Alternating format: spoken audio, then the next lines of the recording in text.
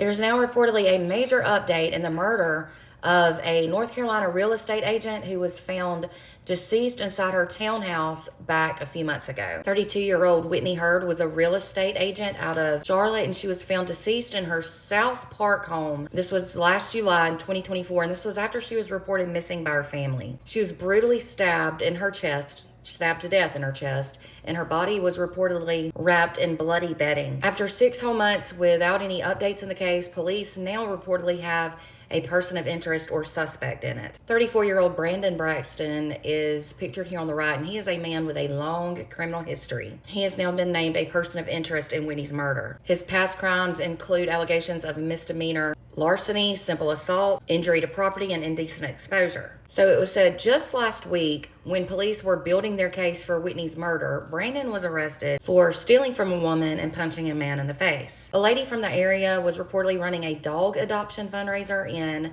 South Carolina at a restaurant, and that's when she had a scary interaction with Brandon. She said that he first started talking to her saying that he wanted a dog, but that conversation then turned very scary. He allegedly took her money, and she said she was screaming for help, saying he had her money. This was after he snatched her bag and then started running. A Good Samaritan then tackled Brandon near a hotel. It was said that he held him in a chokehold until police could arrive. This was before that Samaritan was punched in the face by Brandon. Court reports reportedly show a disturbing pattern of violence from Brandon that has just gotten worse over time, especially recently. Reportedly, days before that dog fundraiser, Brandon threw a brick through a man's window. He also punched a man in the face at a gas pump in that same area. Furthermore, he shattered another window with a rock. Police said he's just known for going around and doing random acts of violence. It was also said that just months after Whitney's death, Brandon was arrested in October for indecent exposure. According to search warrants, police found clothing, shoes, and a knife during Brandon's search of his property. Then another warrant requesting DNA swabs stated that there was probable cause that a murder was committed and that the DNA of Brandon is evidence in that murder. And reportedly, despite all that evidence, police had still not really officially named a suspect in Whitney's murder. Brandon is now reportedly set to stay behind bars for those unrelated charges, thank goodness, because he does not need to be out on the streets. Whitney was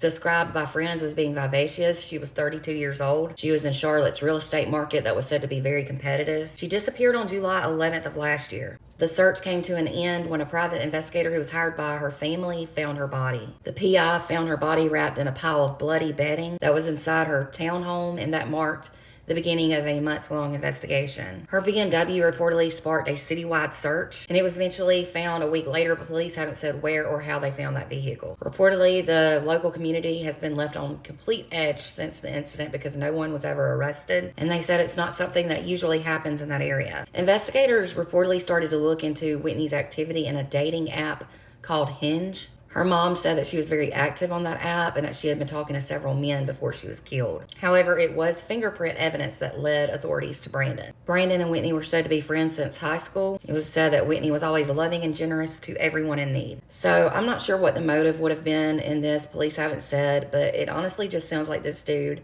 has major issues and he would get a thrill from killing somebody if he did it. Whitney has since been remembered for her infectious smile and laugh. She was a loving member of the Delta Delta Delta sorority, and it was said that she really loved and cared for her niece, nephew, and her dog. This is so scary and tragic, and I hope her family gets justice for her as soon as possible. I can't imagine the pain of not knowing and having no justice. For more updates into this case and other true crime cases, be sure to hit the follow button, and if you're on YouTube, be sure to subscribe.